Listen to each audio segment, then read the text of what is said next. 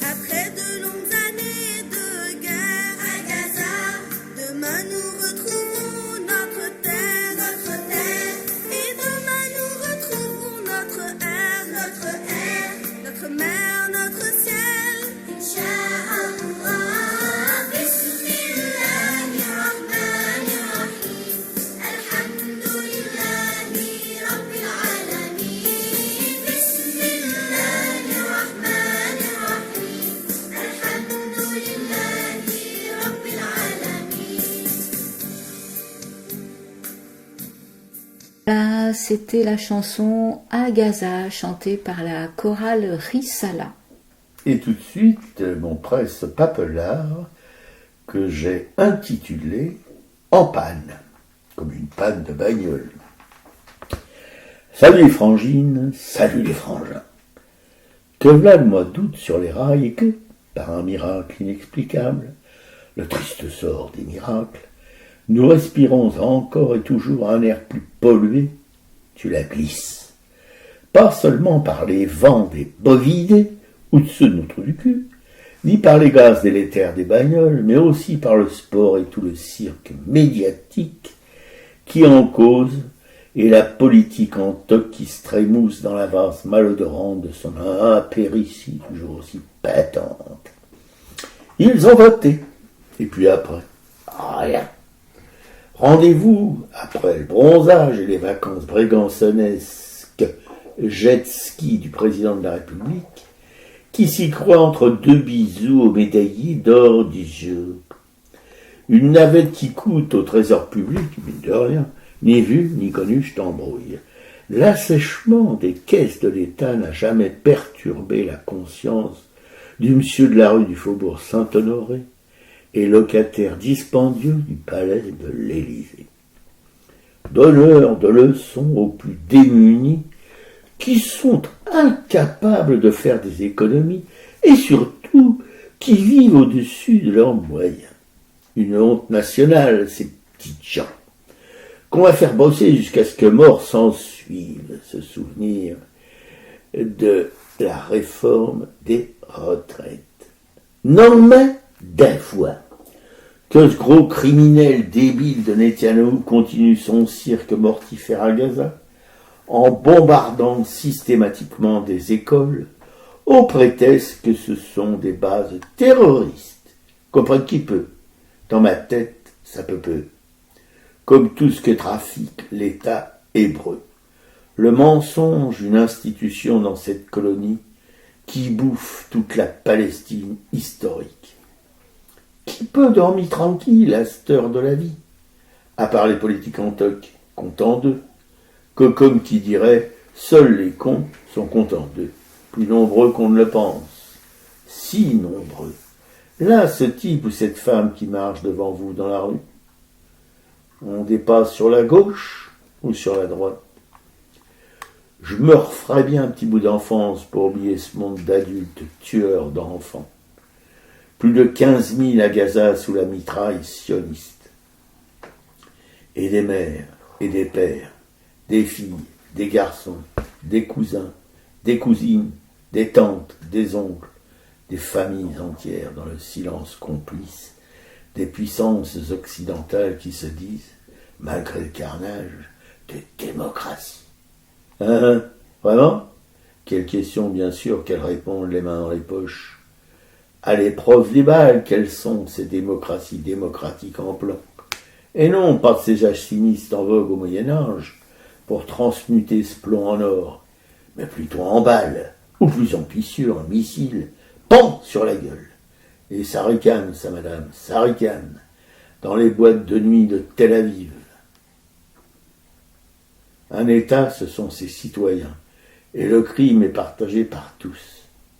Pas de pleurnicherie sur le sort qui peut advenir.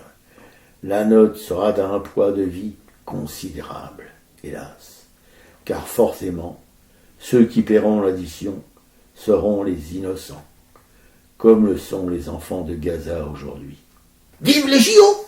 Eh ouais, vive les JO, on dirait notre président Macron, hein, c'est un peu ce qu'il dit quand on le voit dans une vidéo là parader avec son micro et dire que c'était ce moment-là qui était que c'était la vraie vie, que l'air était plus léger. Enfin, on est complètement halluciné. C'est-à-dire que oui, il y a eu une trêve olympique, tant mieux, tout s'est bien passé parce qu'effectivement, on n'avait pas quand même besoin qu'il y ait un attentat. Ou on est quand même content que ces JO se soient plutôt bien passés pour les gens qui ont assisté et qu'on n'ait pas eu de soucis.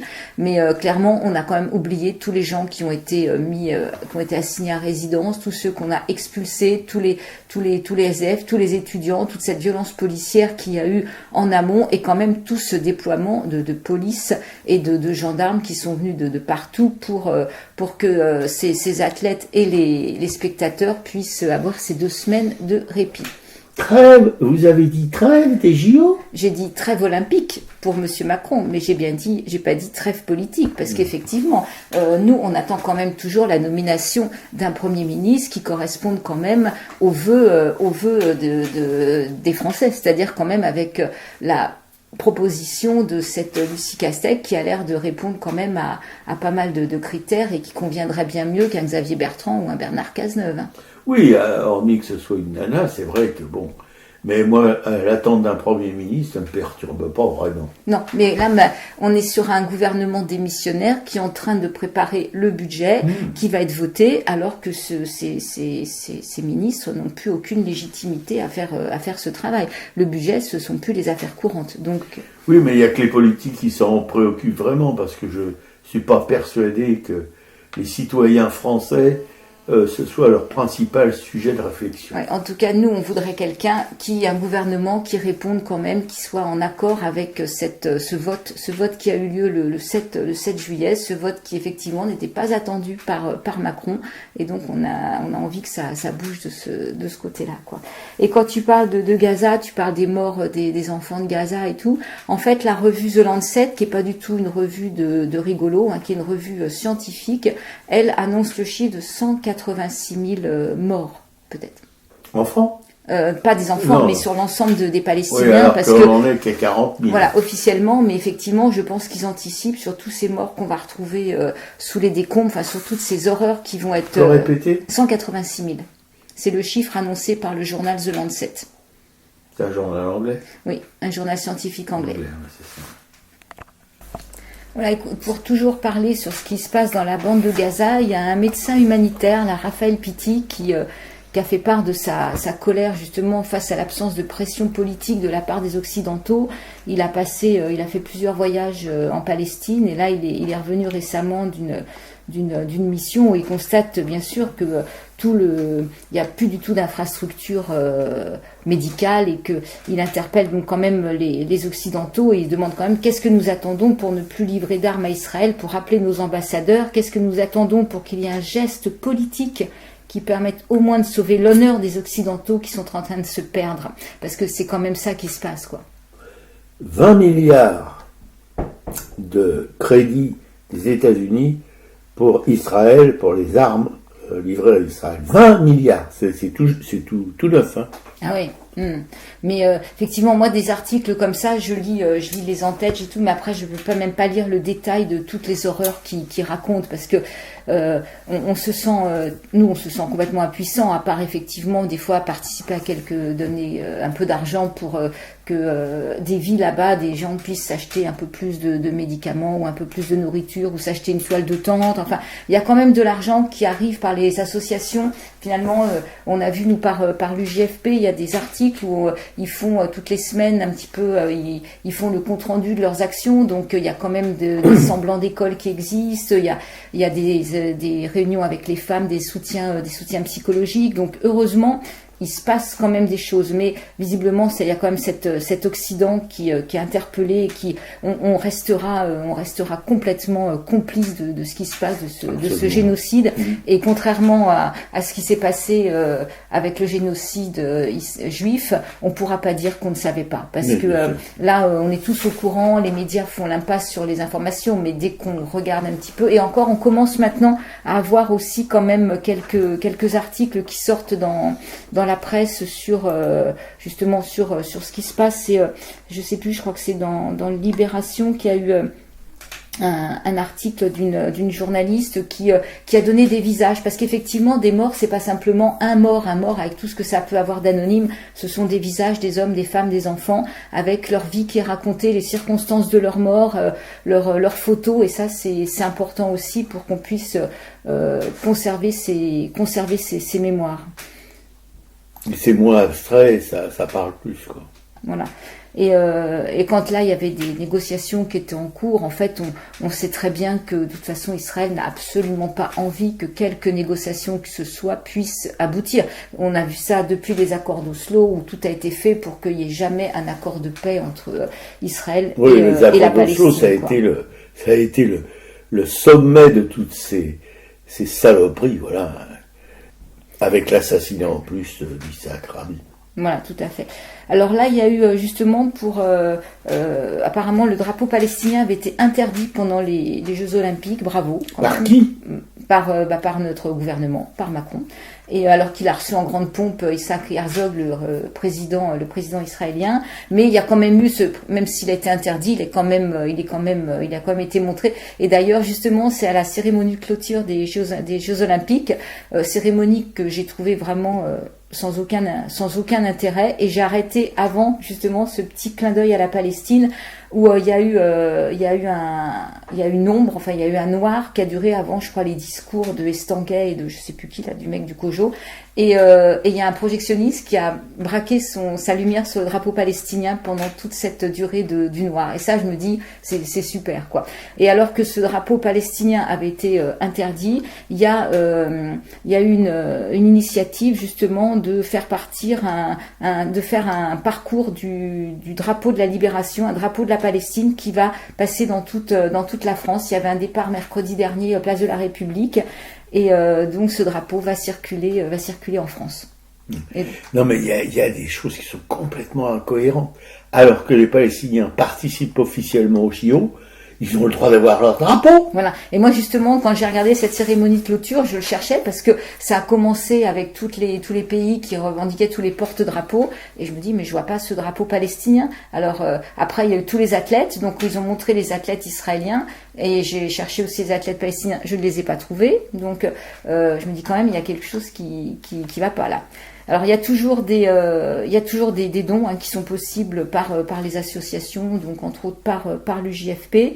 Il y a donc l'article dont je parlais là sur les Palestiniens qui sont morts depuis le début de la guerre, c'est sur le site de France Info. Je mettrai en lien où là on voit justement tous ces visages.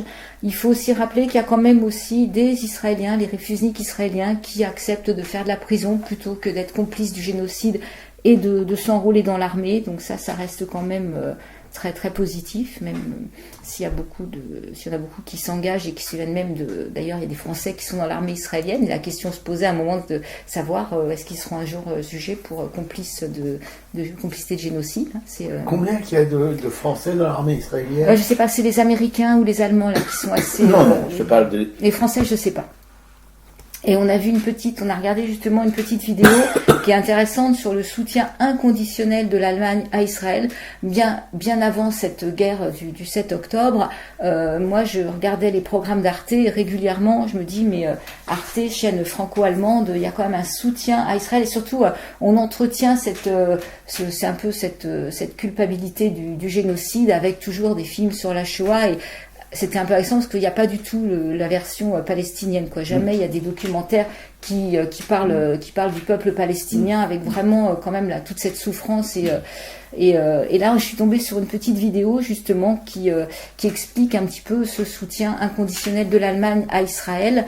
Donc au-delà de cette on va dire de ce côté psychologique, c'est surtout bien sûr des intérêts économiques que l'Allemagne se porte en leader de l'Europe, et donc derrière les États-Unis qu'elle se met en avant, et qu'elle est le bras droit des États-Unis, et que Israël, comme tu le dis souvent, est cette plateforme européenne au cœur du Moyen-Orient qui sert à garder tous les intérêts économiques, et dont l'Allemagne se prévaut d'être mieux placée que les autres pays, qui fait la pluie et le beau temps en fait sur l'Europe, quoi. Avant de nous envahir à nouveau. Et donc la petite vidéo revient quand même sur ce passé de l'Allemagne, qui a eu un passé justement raciste, génocidaire, antisémite depuis bien longtemps, bien avant la Deuxième Guerre mondiale, quand il y a eu ce partage de l'Afrique à Berlin, où l'Allemagne a reçu la Namibie, et où après, peu de temps après, rapidement, tous les peuples... Elle a tué près de 70 000 indigènes. Voilà, tous les indigènes ont été sur ordre. Avec les premiers camps de concentration. Avec les premiers camps de concentration pour ceux qui avaient échappé aux tueries locales, et que c'était d'autres que le père de Göring ou de Göring qui était en place à ce moment-là. Donc il y a ce passé-là. Après il y a quand même toute cette deuxième guerre mondiale avec aucune fils de Göring. Voilà, aucune dénazification après la guerre. Donc il y avait 9 millions d'adhérents au parti nazi et il y en a à peine 650 qui ont été jugés, et que donc dans l'administration et la justice allemande il restait énormément de nazis. Pratiquement tout le personnel était des anciens nazis. Donc cette petite vidéo est intéressante quand elle remet en place un peu toute cette histoire de l'Allemagne, et moi ça m'a j'étais contente d'avoir une explication à ce que je pressentais justement comme quelque chose qui dysfonctionnait dans ces programmes d'Arte. Reste qu'Arte reste une chaîne tout à fait louable au vu de ce que nous offre la télévision, et qu'on a quand même des super docs sur l'art, sur plein de choses, mais par rapport à Israël il y a quand même quelque chose, et là-bas tous les mouvements pro-palestiniens sont bien plus réprimandés qu'ici. Hein. Il y a une universitaire palestinienne qui travaillait sur un journal, elle a liké quelque chose, elle a liké une publication, elle s'est fait virer. Il y a des médecins qui ont été interdits de l'espace Schengen, qui devaient faire des conférences à Berlin, qui n'ont pas pu venir. Enfin, c'est vraiment même des gens qui sont des universitaires reconnus, qui sont interdits de parole, quoi. Ça, c'est des restes du pacifisme hitlérien. Ah non, c'est assez sidérant, et effectivement, c'est une petite vidéo de 12 minutes qui explique ça très bien, donc qui est un petit peu rapide, on ingurgite, mais c'est intéressant de les avoir, quoi. Et alors là, en dehors de Gaza, je voulais revenir aussi sur Anticor, ce qui lutte contre la corruption, et Anticor avait perdu son agrément pour pouvoir aller en justice. Et là, apparemment, le 9 août, le juge des référés du tribunal administratif de Paris a décidé de suspendre le refus implicite de Gabriel Attal de délivrer un agrément gouvernemental à l'association Anticor. Donc le dossier va être revu, donc on espère qu'à nouveau Anticor pourra retrouver toutes ses capacités d'aller en justice. Alors c'est vrai que je pense que ça n'intéresse pas trop nos gouvernants et nos ministres, vu qu'ils sont tous embourbés dans des tas d'affaires. C'est pour ça que Lucie Castec, qui elle a l'air d'être justement aussi dans cette mouvance anticorruption de service public, ne plaît pas du tout, parce que... Oui. Non, ça c'est... Ouais, enfin bon.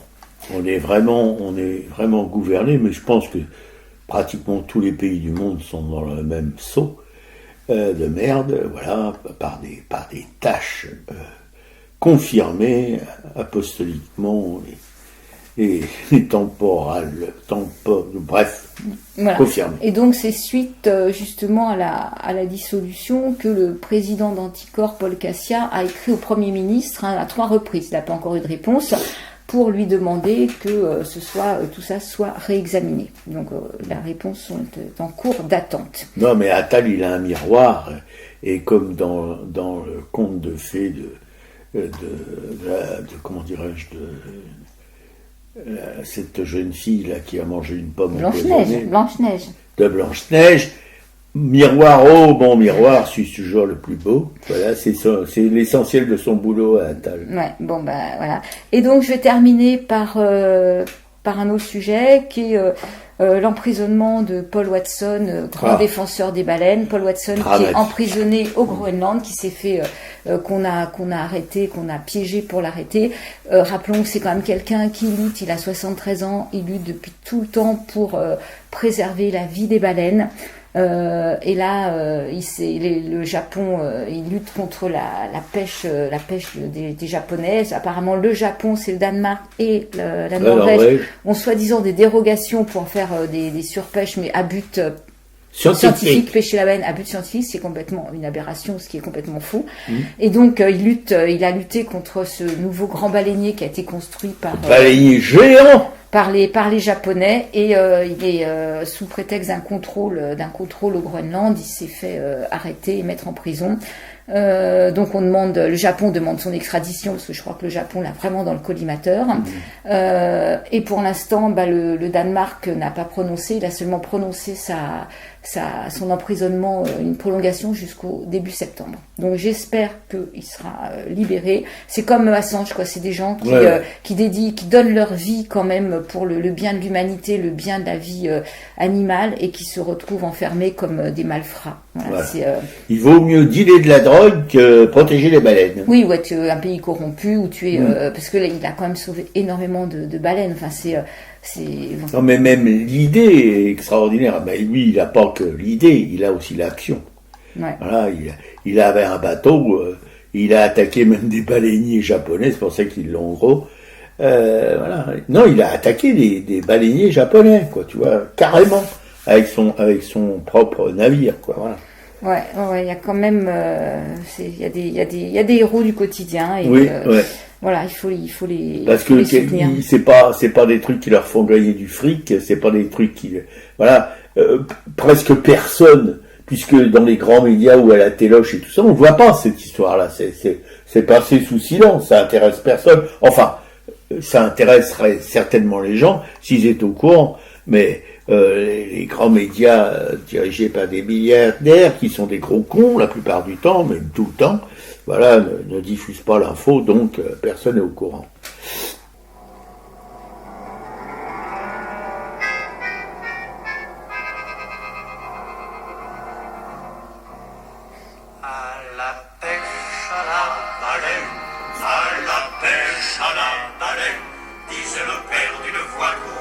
À son fils prospère sous la moelle allongée.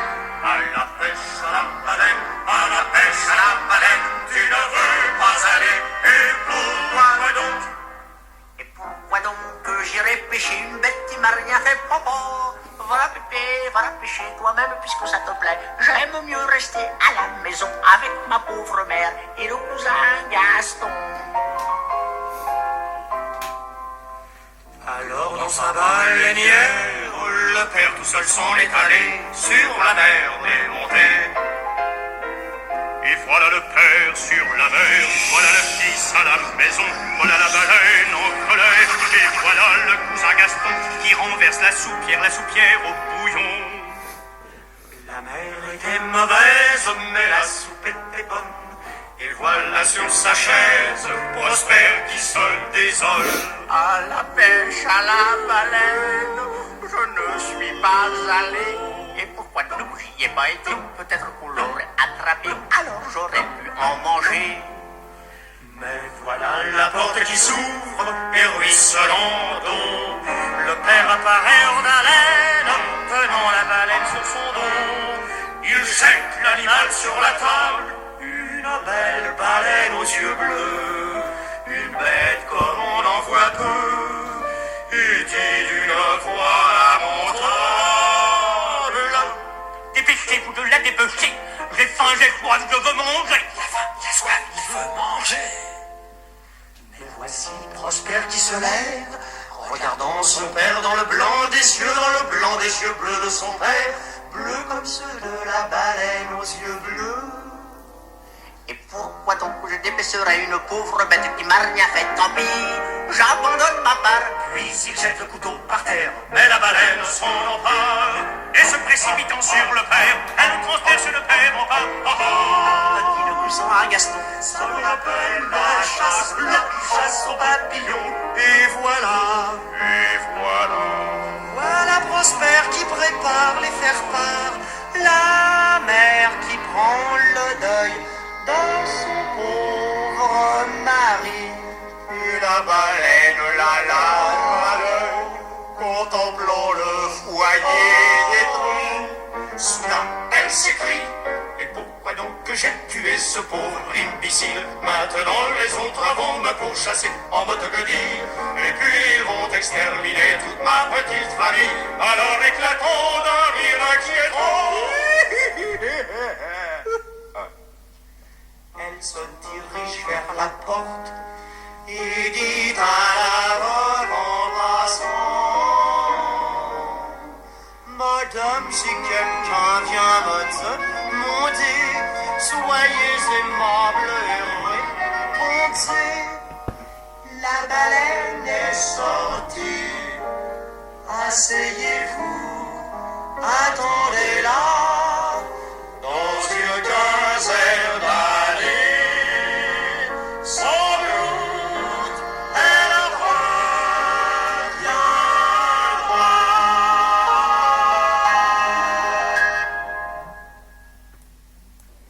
C'était La pêche à la baleine, interprétée par les frères Jacques.